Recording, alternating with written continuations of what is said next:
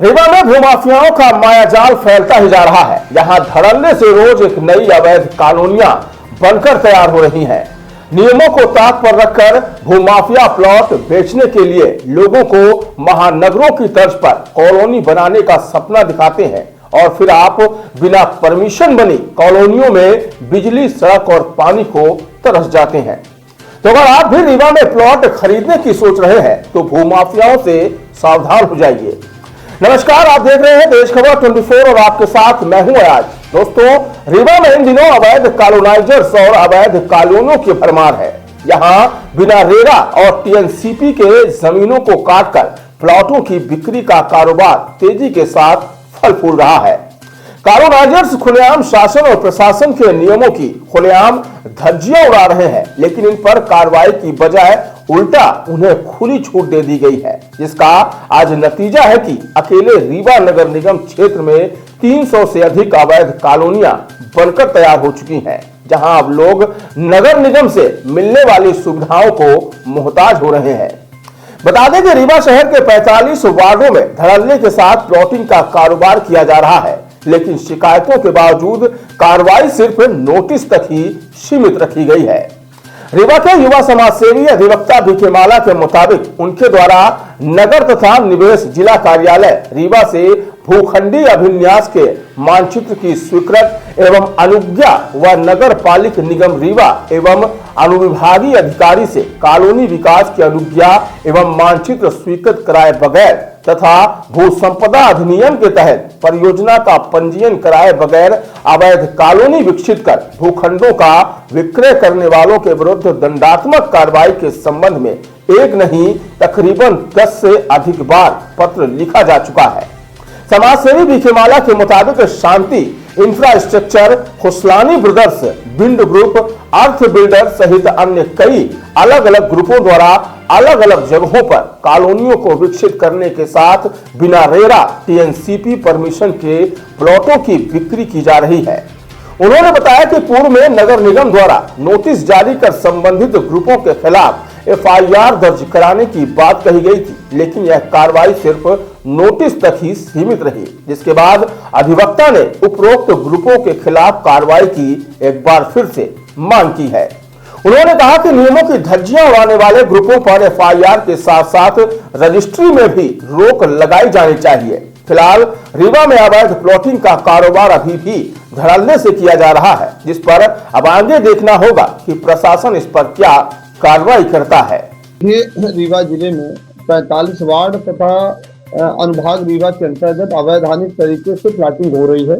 नदी, सरोवर, नदी के किनारे जो सतही भाग होता है, नदी का जो अंदर का जो भाग होता है, उसको भी काट के वहाँ बाउंड्री वाल बना के अवैध तरीके से प्लॉटिंग का निर्माण बड़े जोरों से चल रहा है। मध्य प्रदेश शासन व भारत सरकार, पर्यावरण विभाग, अन्य विभागों, माननीय सर्वोच्च न्यायालय, माननीय उच्च न्यायालय के समय समय पर निर्देश जारी हैं कि नदी, तालाबों के, नदियों के जो भाग होते हैं उसमें 500 मीटर जो छोटी नदी है, बड़ी नदी है 200 मीटर, अन्य प्रावधान वहाँ है। रेड जोन, नालों में रेड जोन, ग्रीन जोन के प्रावधान वर्णित है। पर लगातार रीवा में बिना टीएनसीपी के, बिना रेरा के, बिना डायवर्सन के अवैधानिक तरीके से नदी के सतही भाग में बाउंड्री वाल करके उसको प्लॉटिंग कर दी जाती है। मलबे को पाट दिए भर दिया जाता है और वहाँ प्लॉटिंग कर अवैधानिक तरीके से भूमि विक्रय की जा रही है। शांति इंफ्रा करके एक कंपनी बनी हुई है जो लगातार बिना टीएनसीपी, रेरा के, बिना डायवर्सन के अवैधानिक तरीके से पहले प्लॉटिंग कर लेते हैं, उसके बाद रेरा डायवर्सन के लिए फॉर्म अप्लाई कर देते हैं और लोगों को बताते हैं कि यही हमने अनुमति के लिए आवेदन लगा दिया।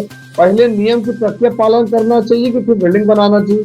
और नदी के भाग को आप नदी की मेड़ के बाद आपको एरिया नापनी चाहिए, यानी नदी का जो तट होता है, जो नदी की मेड़ होती है, उस मेड़ के बाद आपको नापना है, न कि नदी के अंदर भाग से नापना है। तो अवैधानिक तरीके से लगातार प्लॉटिंग हो रही है और रीवा में कई ऐसी कंपनियां हैं। शांति इंफ्रा, एक विंड ग्रुप है, विंड ग्रुप भी अवैधानिक तरीके से चुनाटा में, करहिया में या अन्य जगहों में वो प्लॉटिंग कर रहे हैं। इसी प्रकार और भी कंपनियां रीवा में, जैसे रताहरा पर एक कंपनी है वो भी प्लॉटिंग कर रही है।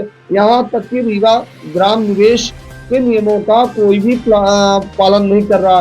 रेरा अधिनियम का तो कोई भी व्यक्ति पालन नहीं कर रहा। रेरा अधिनियम 2016 लागू है, टीएनसीपी पूरी तरह से लागू है, वो ग्रामीण क्षेत्रों में भी लागू है। तो इस पर कलेक्टर रीवा को इस संबंध में हमने कई बार पत्राचार किए हैं, कई बार हमने उनको पत्र दिए हैं और पत्र देकर आग्रह भी किया है कि इस प्रकरण की उच्च स्तरीय जांच होनी चाहिए और दोषी व्यक्तियों पर FIR होनी चाहिए।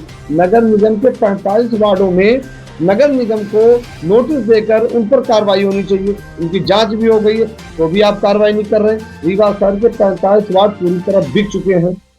हर जगह गली मोहल्लों व छोटे छोटे स्थानों में कम से कम 4-4, 2-2, 5-5 एकड़ की अवैधानिक प्लॉटिंग चल रही। इस प्रक्रिया को लेकर नगर निगम कमिश्नर और जिला प्रशासन, अनुभाग अधिकारी कोई भी कार्रवाई नहीं कर रहे हैं। तो आखिर ये जिला प्रशासन भूमि बिकवाने वाले या भूमाफियों के या बिल्डरों के जो सह दे रहे हैं, संरक्षण दे रहे हैं, तो रीवा की बेशकीमती भूमियां बिक रही हैं। आखिर इस विषय पर किनका हाथ है, किनका संरक्षण है, ये बड़ा गंभीर विषय है।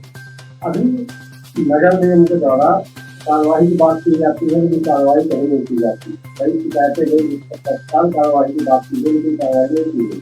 अभी यहाँ रेखा के आगे और वो 35 साल पहले बात की थी। अब उनको जो नोटिस पकड़ाया गया है तो 50,000, 1 लाख, 1.5 लाख रुपए तक का नोटिस पकड़ाया गया विकास कर। देखिए, नगर निगम को नगर पालिका अधिनियम नियम 1956 के तहत आपने भवन अनुज्ञा दी है। भवन अनुज्ञा यानी भवन बनाने की अनुज्ञा, एनओसी आपने नक्शा पास किया है। वो बिल्डिंग अवैध कैसे हो गई? ये नगर निगम की प्रक्रिया। जो बिल्डिंग लगातार अवैधानिक से अब प्लॉटिंग हो रही है, अब नवीनीकरण बिल्डिंग बन रही, उनको आप अवैधानिक न करके उन बिल्डिंग को अवैधानिक कर रहे हैं जो भवन अनुज्ञा पूर्व से बनी हुई है। जो बिल्डिंग आपने नक्शा पास किया है, तो नक्शा पास आपने कैसे किया है? तो किसी एरिया में अवैध कॉलोनी तब होती है जब उसके लिए आप यदि बिल्डिंग की परमिशन ना देती, आपने बिल्डिंग की परमिशन दी है, आपने नक्शा पास किया, भवन अनुज्ञा के नोटिस दी है, तो वो बिल्डिंग, वो एरिया अवैधानिक नहीं है। अवैधानिक वो एरिया है जो वर्तमान में टीएनसीपी, रेरा, डायवर्सन के रेगुलेशन को पालन नहीं कर रही है। और लगातार नगर निगम प्रशासन अधिकारी यदि कोई कार्रवाई करना चाहते हैं तो रजिस्ट्री पर विक्रय पर रोक लगनी चाहिए। भूमि में FIR और विक्रय पर रोक लगनी चाहिए। यदि विक्रय पर रोक ही नहीं लग रही तो कार्रवाई क्या चल रही है? किसी को नोटिस देना, नगर निगम में बुलाना, उसका नक्शा देखना, प्रमाणित करना, ये कोई कार्रवाई नहीं है। कार्रवाई तो ये है कि यदि विक्रय कर रहे हैं, रजिस्ट्री करा रहे हैं, तो आपको रजिस्ट्री पर रोक लगा देनी चाहिए। ये अवैधानिक है, ये रोक है, ये कार्रवाई है। निश्चित तौर से उनकी रजिस्ट्री पर रोक लगाना चाहिए, रजिस्ट्री पर रोक लगाना चाहिए। उन पर FIR भी कोई पुख्ता कार्रवाई नहीं है। उन पर FIR तो FIR के साथ साथ उन पर रजिस्ट्री पर रोक लगनी चाहिए। जिस दिन रजिस्ट्री पर रोक लग जाएगी कि ये प्लॉटिंग अवैध है, इन पर रजिस्ट्री पर रोक लगती है, वो कड़ी कार्रवाई होगी, वो बड़ी कार्रवाई होगी और वहां पर प्लॉटिंग रुकेगी। अवैधानिक प्लॉटिंग जो चल रही है, नदियों के पास चल रही है, तालाबों के पास चल रही है, नालों में, यहाँ तक कि आपने देखा होगा करहिया के पास एक ग्रुप है, सरदार प्रहलाद सिंह की एक 52 एकड़ की जमीन है, बड़े एरिया में प्लॉटिंग हो रही, वहां पर नाला बेच दिया जा रहा। आज रीवा के नाला, नदी गायब हो रहे हैं। नदी में आपने देखा होगा एक ग्रुप है, उन्होंने पूरा नदी को ही पाट लिया था, जिसमें वन विभाग अधिकारी, तहसीलदार, कुछ एरिया को उन्होंने कार्रवाई औपचारिकता की थी, पर आज भी वो पाट रहे हैं, आज भी वो सीमा निर्धारित कर रहे हैं कि हमारी सीमा यहाँ से है। बहुत दोहरी कार्रवाई हुई है। एक के मेड़ से, नदी से लग के मेड़ बना दिया है, दूसरे पर कार्रवाई में दोहरा मामला नहीं कर रहे। नहीं, निश्चित तौर से नगर निगम औपचारिकता कार्रवाई कर रहे हैं और इन भूमाफियों से, इन प्लॉटिंग कर्ताओं से बड़ी रकम ये देते हैं, तो ये सब इनसे मिले हुए हैं। इन पर कार्रवाई करने से ये डर रहे हैं। लगातार हम इस बात को आपके माध्यम से प्रशासनिक अधिकारियों को पत्राचार के माध्यम से बात कर रहे हैं। तो हम ये इतना कहना चाह रहे हैं कि जब अवैधानिक प्लॉटिंग है, जब नियम विरुद्ध है, शासन के रेगुलेशन में नहीं है, तो क्यों इनके खिलाफ कार्रवाई होनी चाहिए। और लगातार कार्रवाई की बजाय उनको संरक्षण समय दिया जा रहा है कि आप प्लॉटिंग कर लीजिए, बिल्डिंग बना लीजिए।